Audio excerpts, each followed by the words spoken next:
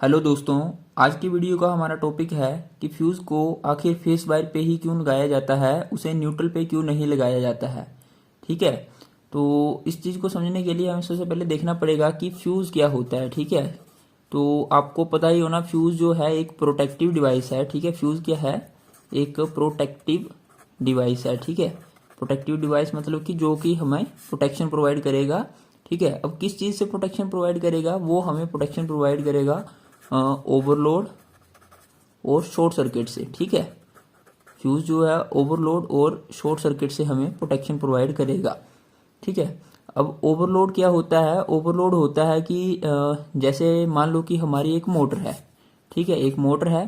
ठीक है, अब मान लो इस मोटर की जो नॉर्मल रेटिंग है वो है 9 एम्पियर की। ठीक है, जब इसको आप इसकी नॉर्मल रेटिंग पे चलाते हो, मतलब कि जो इसकी एग्जैक्ट रेटिंग है उस पर चलाते हो, तो ये 9 एम्पियर का करंट जो है वो ड्रॉ करती है। ठीक है, ये फेस आ गया, ये न्यूट्रल आ गया, ये मोटर चल पड़ेगी और यहाँ से वो करंट ड्रॉ करेगी। ठीक है, और अगर हम इसे इसकी प्रॉपर रेटिंग के हिसाब से चलाएं तो ये 9 एम्पियर तक का करंट मैक्सिमम जो है वो ड्रॉ करेगी। बट अगर मैं इस मोटर पे जो है एक्स्ट्रा लोड डाल देता हूँ, ठीक है, जो उसकी रेटिंग है उससे ज़्यादा इस पर लोड डाल देता हूँ, तो ये 9 एम्पियर की बजाय इससे ज़्यादा करंट ड्रॉ करना शुरू कर देगी। मान लो कि 11 एम्पियर 12 एम्पियर समथिंग जो है वो ये ड्रॉ करना शुरू कर देगी। और वो कहाँ से आएगा? वो फेस वायर से आएगा, मोटर की वाइंडिंग से होते हुए वो न्यूट्रल से चला जाएगा। तो मतलब होगा क्या कि जो हमने अंदर मोटर की वाइंडिंग डिजाइन करी हुई है वो 9 एम्पियर के हिसाब से करी है, और उसमें करंट कितने जाने लग पड़ेगा जब ओवरलोड होगा? तो वो 11 एम्पियर या 12 एम्पियर जाने लग पड़ेगा। तो उस केस में हमारी जो मोटर है वो क्या होगी? वो जल जाएगी। ठीक है, मोटर जो है वो जल जाएगी और वो खराब हो जाएगी। ठीक है, उसके अंदर की वाइंडिंग जल जाएगी। तो इस चीज को हम बोलते हैं ओवरलोड। ठीक है, ओवरलोड के कारण क्या होता है? मोटर की वाइंडिंग जो है वो जल जाती है अंदर से और मोटर खराब हो जाती है, या अदर कोई इक्विपमेंट भी हो सकता है मोटर के अलावा। ठीक है, उसमें भी ओवरलोड वाला ये केस आ सकता है। तो जो हमारा फ्यूज है वो इस केस से भी हमें बचाता है। अब कैसे बचाता है कि हम क्या करेंगे, यहाँ पे ये हमारी जो फेस वायर है, ठीक है, इस पे यहाँ पे हम क्या करेंगे, हम फ्यूज लगा देंगे। ये हमारा फ्यूज का सिंबल है। ठीक है, ये जो हमारा सिंबल है ये हमारा फ्यूज का सिंबल है। तो हम यहाँ पे फ्यूज लगा देंगे और फ्यूज की हम रेटिंग क्या रख देंगे? हमें पता है कि मोटर की जो नॉर्मल रेटिंग है वो 9 एम्पियर की है, तो हम यहाँ पे फ्यूज की रेटिंग 10 एम्पियर रख देंगे।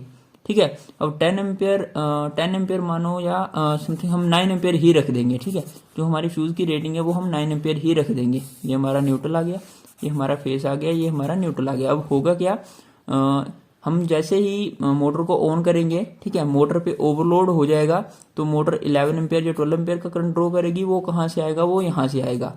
11 एम्पियर या 12 एम्पियर जो भी होगा वो कहाँ से आएगा? वो यहाँ से होता हुआ फ्यूज पे आएगा।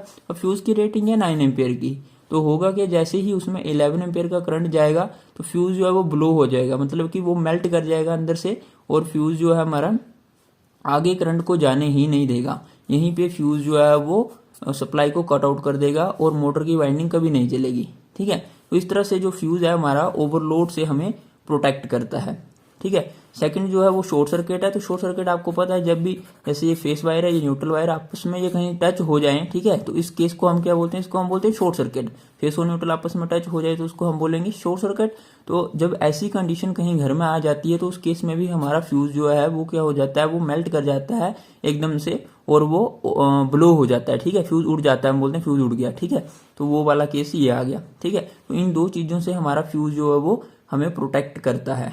अब हम हमारे मेन क्वेश्चन पे आते हैं कि आखिर फ्यूज को जो है वो फेस वायर पे ही क्यों लगाया जाता है, उसे न्यूट्रल पे क्यों नहीं लगाया जाता है। ठीक है, तो इसका बड़ा सिंपल सा आपको मैं अंडरस्टैंडिंग करवाऊंगा। ठीक है, अभी हम एक छोटा सा एग्जांपल से देखते हैं। मान लो कि ये एक लैंप है। ठीक है, ये लैंप है। इस लैंप को चलने के लिए क्या क्या चाहिए? इसको चलने के लिए फेस चाहिए। ठीक है, ये हमारी फेस आ गई। पहले हम फ्यूज को फेस पे लगा के देखते हैं। ठीक है, ये मेरा फ्यूज आ गया। ठीक है, और ये मैंने लैंप को दे दी, और यहाँ से मेरी न्यूट्रल वायर आ गई, ये मेरी न्यूट्रल आ गई। ठीक है, अब होगा क्या कि ये हमारा लैंप है। ठीक है, अब जब भी हमारा करंट आता है वो आता है फेस वायर से।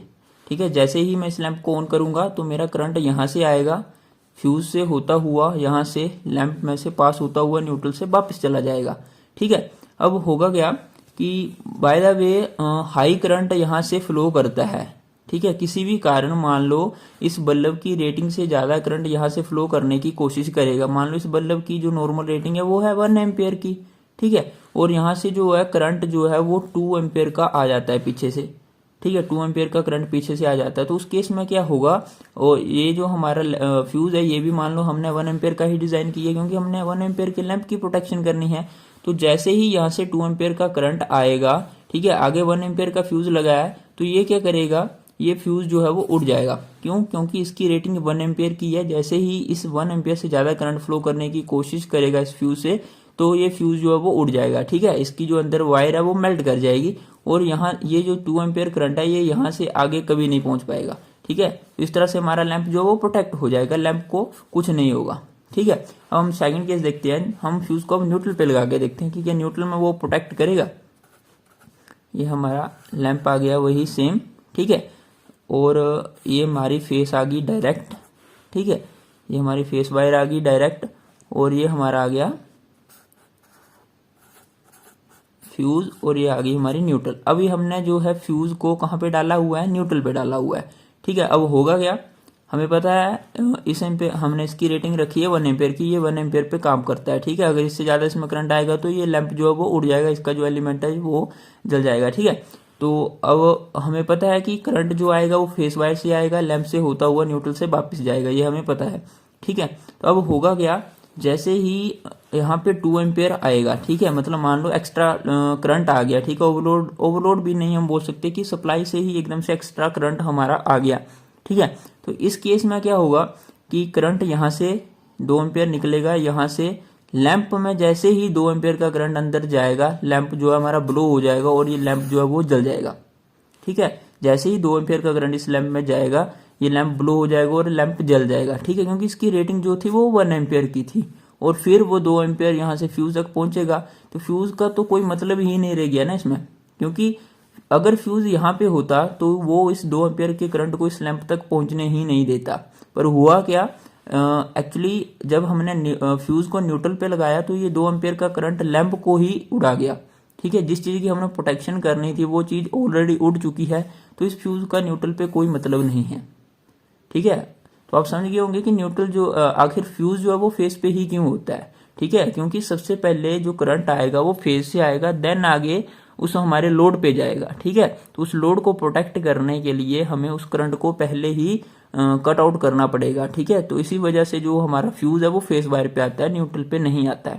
सेकंड पॉइंट आप यहाँ पे देखोगे कि जो हमारा लैंप है, ठीक है, वो हमेशा जो है वो सप्लाई से कनेक्टेड ही रहेगा, ठीक है। जैसे यहाँ से हमारा फेस आ गया यहाँ पे, ठीक है, इस तरह से मान लो कि बाय द वे हम क्या करते हैं कि घर में कभी रिपेयर एंड मेंटेनेंस करते हैं, तो हम क्या करते हैं कि हम फ्यूज को निकाल लेते हैं। तो हम इस केस में अगर हम फ्यूज को निकाल भी लेंगे, ठीक है, यहाँ से फ्यूज को बाहर भी निकाल लेंगे, तो भी क्या होगा, हमारा जो ये वाला लैंप है, ठीक है, इसके जो टर्मिनल रहेंगे ये क्या रहेगी, ये फेस से कनेक्टेड ही रहेगा, ठीक है ना, ये हमेशा ऑपरेटेड ही रहेगा लाइव वायर पे। तो हमें इससे क्या होगा, शॉक का खतरा बढ़ जाएगा, ठीक है, हम रिपेयर एंड मेंटेनेंस नहीं कर पाएंगे, ठीक है। और अगर यही फ्यूज जो है हमारा फेस वायर पे रहेगा, तो जैसे ही हम फ्यूज वायर को बाहर निकाल लेंगे तो इससे आगे का पूरा सर्किट आइसोलेट हो जाएगा, ठीक है।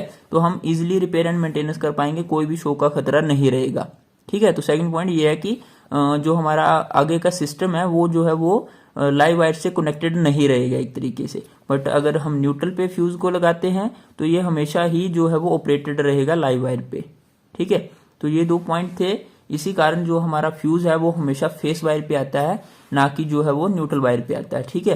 तो दोस्तों आपको वीडियो से कुछ भी सीखने को मिला होगा तो वीडियो को लाइक करना, चैनल को सब्सक्राइब कर लेना, ठीक है। मिलते हैं अगले वीडियो में, तब तक के लिए जय हिंद।